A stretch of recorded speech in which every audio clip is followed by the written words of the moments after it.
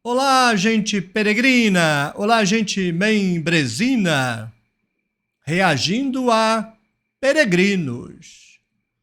Vamos reagir. Um tema que até me é caro. As tradições do Antigo Testamento, que reverberam ou não no Novo Testamento. Tradições do Templo de Jerusalém, fariseus, a comunidade da Igreja Católica do Templo de Jerusalém. Vamos lá, vamos reagir ao peregrino.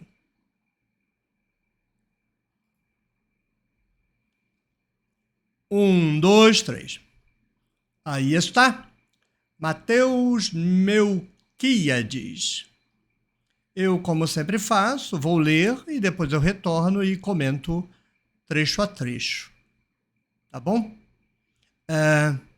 Esse comentário foi deixado na live 242. O Necromante responde os comentários dos vídeos da tenda, ao vivo e a cores.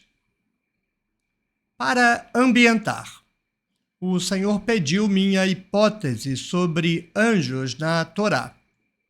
Para isso, vamos tratar de algumas parcialidades no processo. Primeiro, não se pode afirmar que a teologia do templo era inflexível contra a existência de anjos.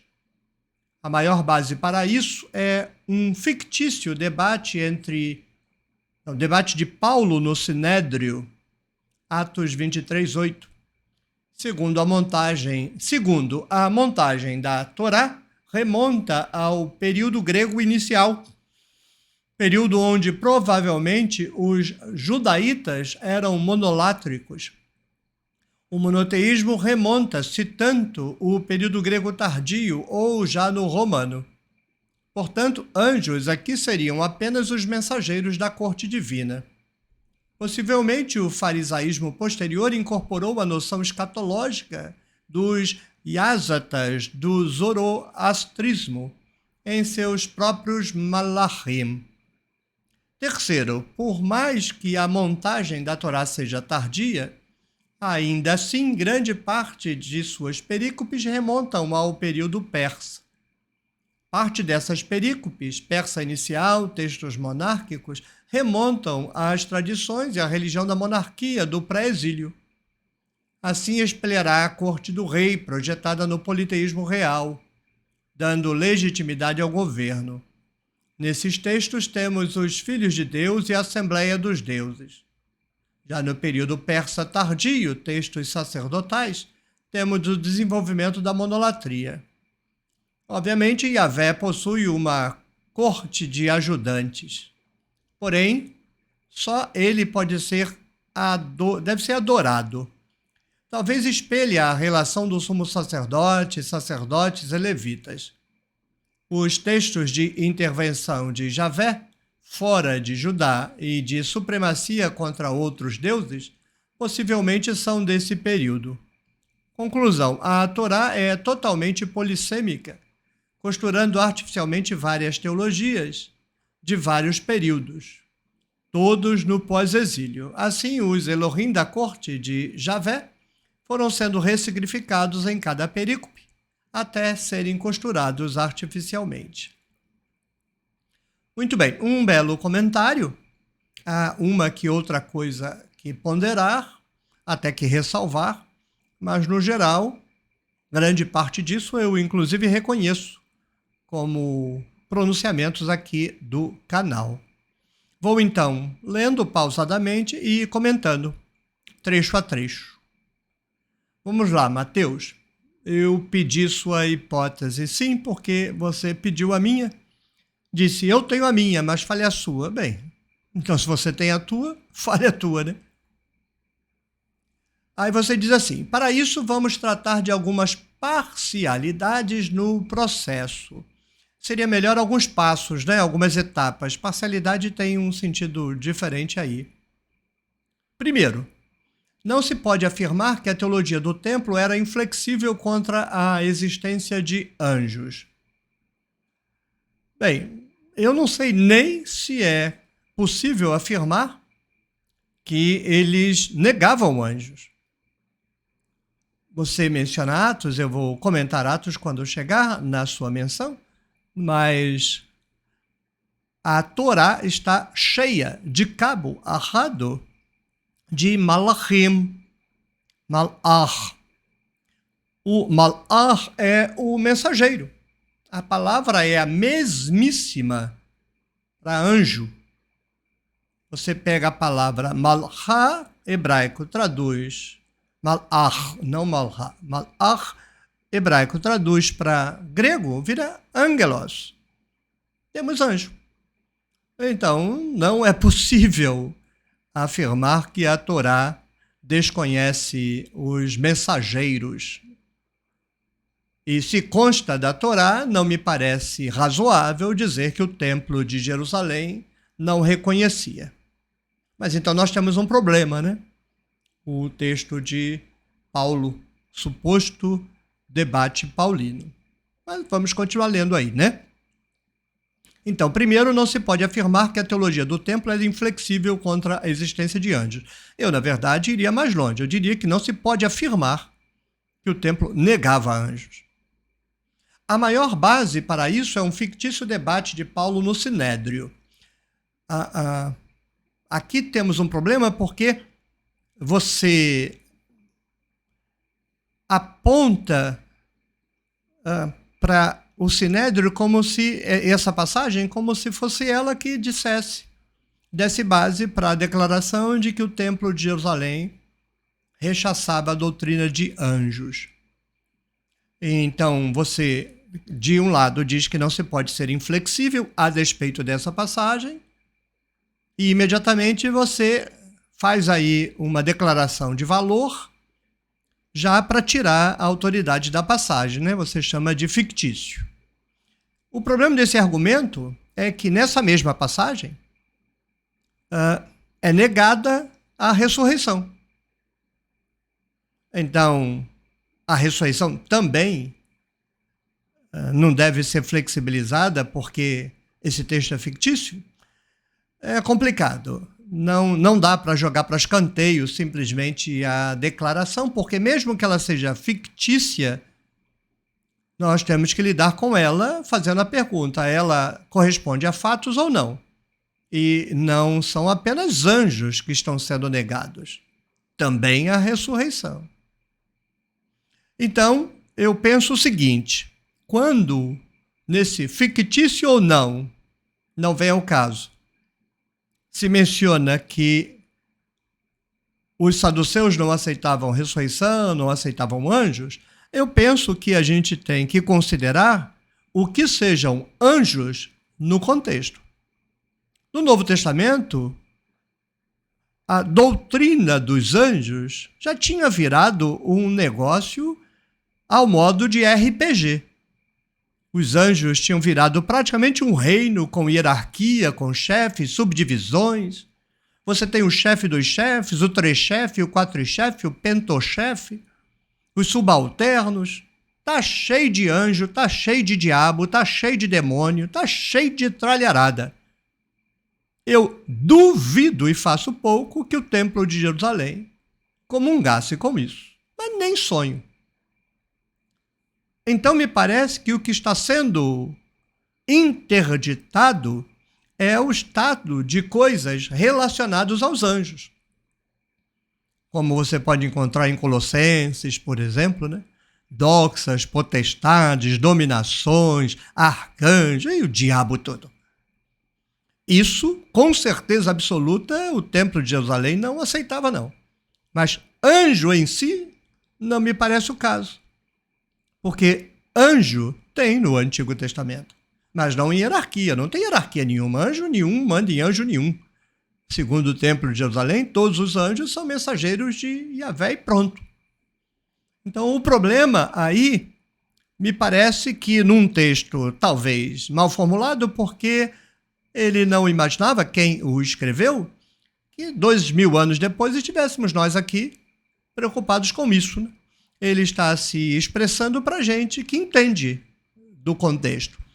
Então, se eu estou certo e o que o templo rechaça é o desenvolvimento da angelologia, hierarquia, essas coisas todas, quem ouvisse saberia. Não, tudo bem, o Templo de Jerusalém não aceita mesmo essa patifaria aí que está se inventando, não. Mas anjo tem lá os mensageiros de Elohim, como aquele que Deus diz que manda na frente de Moisés. Êxodo 33. Eu mando Malha na tua frente. Então, estamos conversados aí quanto à minha posição. O Templo de Jerusalém não negava anjos, negava o desenvolvimento da angelologia, que não pertence à ortodoxia de Jerusalém. Segundo, a montagem da Torá remonta ao período grego inicial. Posso lidar com isso tranquilamente. E a montagem, como um todo, pode ser até postergada. A montagem pode ser até no final.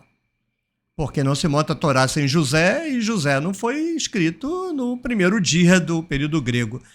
Mas se período grego final a gente já meteu o século I aí tudo bem. Antes de Cristo, obviamente, aí tudo bem, vamos deixar no inicial, né?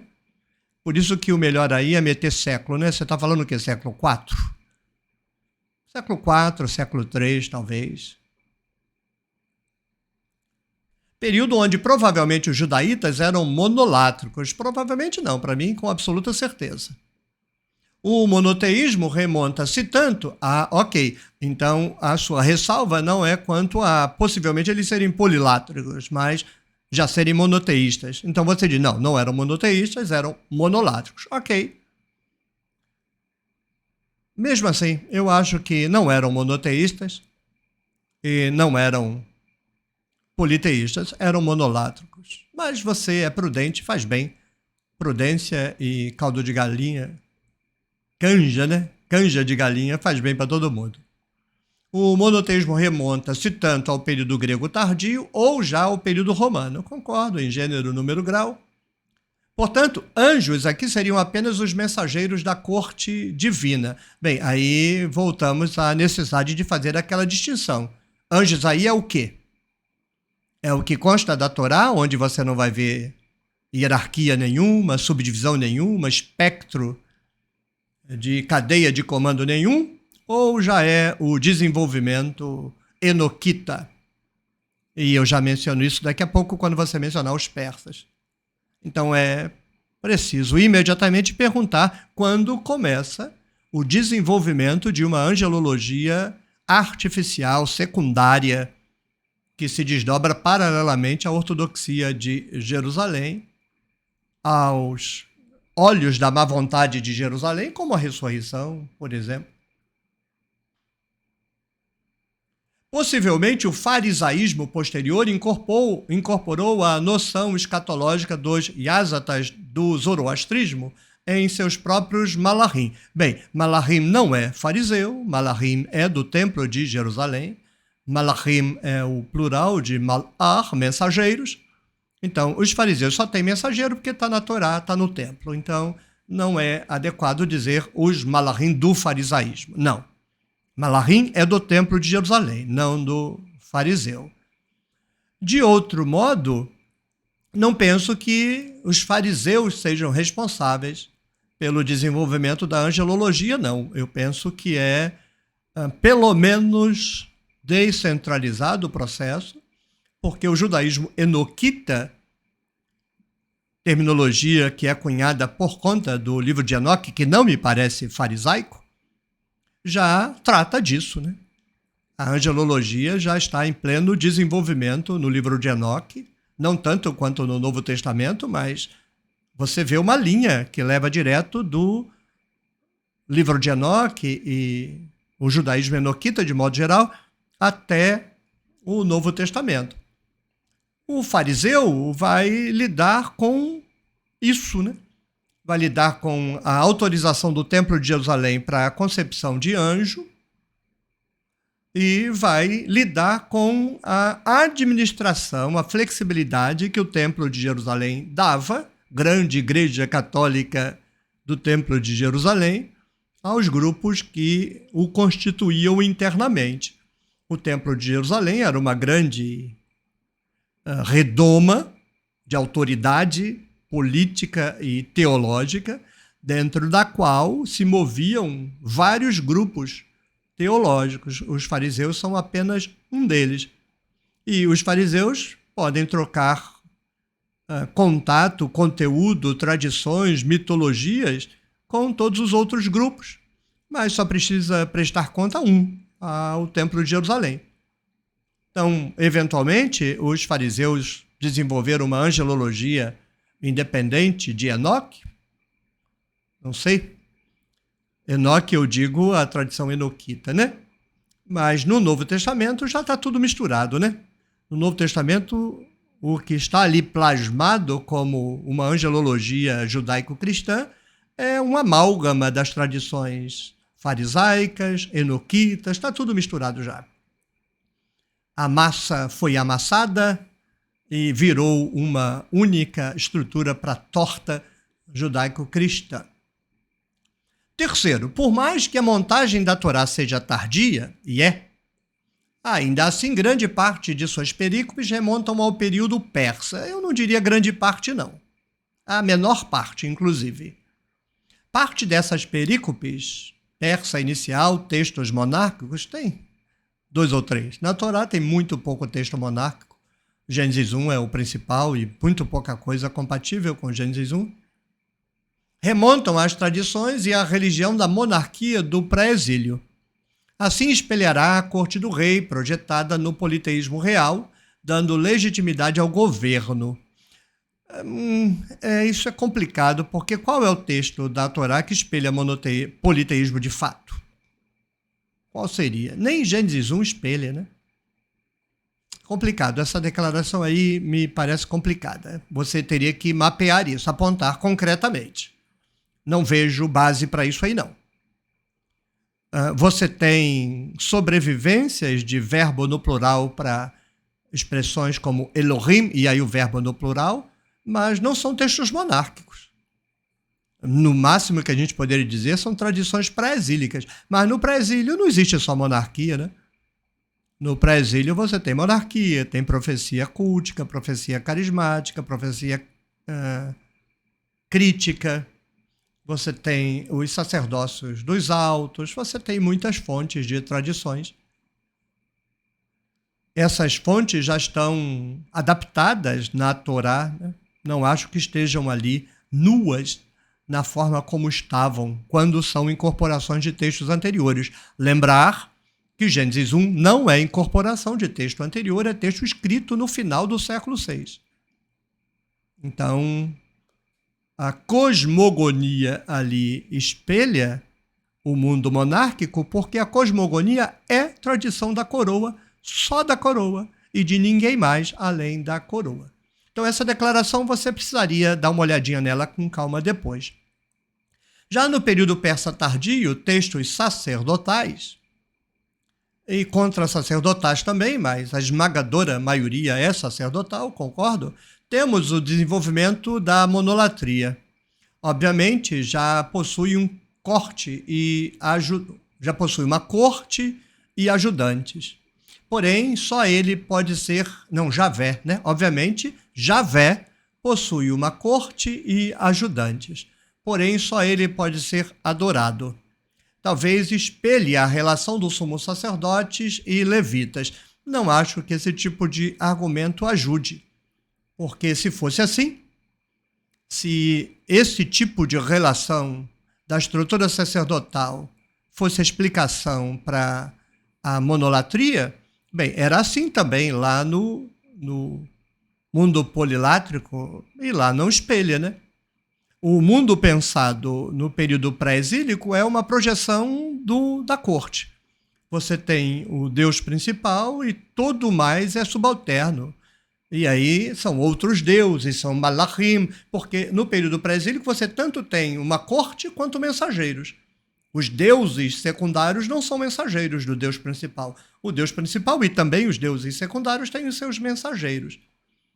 Então, em que medida o Templo de Jerusalém vai projetar na corte celeste essa tradição? Bem, ele só vai tirar de lá os deuses, porque os malachim já existiam, e vai manter uma soberania centralizada em Yahvé, que não espelha necessariamente a soberania centralizada no sumo sacerdote, porque já era uma soberania centralizada, né? Então, o que você tira de lá? Você tira os deuses. O resto permanece tudo igual. Não havia nenhuma hierarquia entre os malachim, vai continuar não tendo. Estamos em casa com isso. Os textos de intervenção de Javé fora de Judá e de supremacia contra outros deuses possivelmente são desse período. Tudo bem, eu só não entendo a relação, né, com a questão dos anjos aí. Conclusão, a Torá é totalmente polissêmica, o problema não é ela ser polissêmica. Polissemia não tem a ver com a produção dos textos, tem a ver com a leitura, né? Então, ela é plural. Ela é constituída por pedaços de diversas fontes. Ela tem uma origem plural. Polissêmico é outro caso. Polissêmico é qualquer coisa, né? Bula de Novalgina é polissêmica. Então, dizer que a Torá é polissêmica não tem nada a ver com essa discussão. Penso que você pode ter querido dizer que ela é plural, no sentido de que ela teria recebido pedaços de substratos de teologias de diferentes instâncias. Sim, costurando artificialmente várias teologias, viu? É isso, é plural, não é polissêmico. De vários períodos. Assim, os Elohim da corte de Javé foram sendo ressignificados em cada perícope, até serem costurados artificialmente. Mas você percebe que você deixou o assunto de lado, né? Os Elohim não viraram os anjos, né? Os Elohim simplesmente foram descartados, os anjos continuam sendo os mensageiros do período pré-exílico.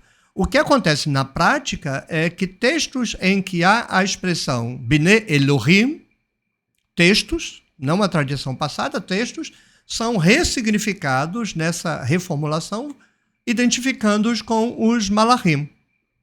Então, os Bnei Elohim, que não eram anjos, eram deuses, agora viram anjos. Fora daquela noção de hierarquia. Né? A Torá aceitou dentro dela Gênesis 6, de 1 a 4, que fala dos Bnei Elohim. É o resíduo de uma tradição politeísta, obviamente, inspirada, muito provavelmente, essa revisão na cultura grega, mas ali é ressignificada como sendo os anjos, né?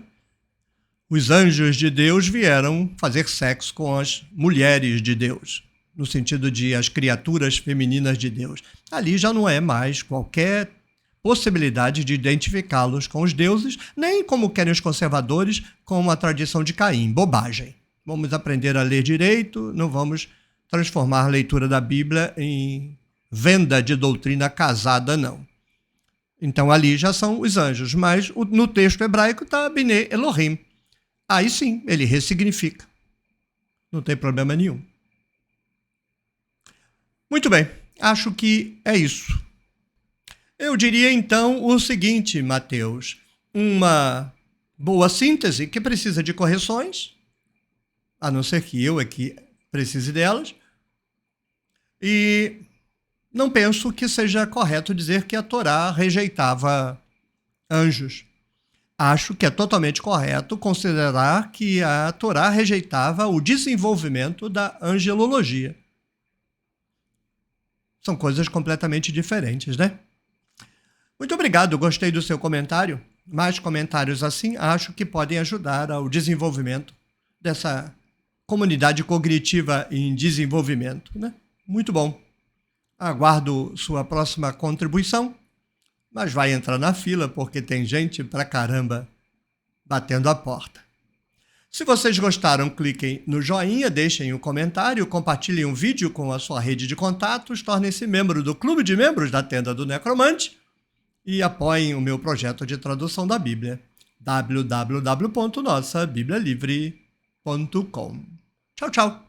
Até o próximo vídeo e até a próxima rodada de café.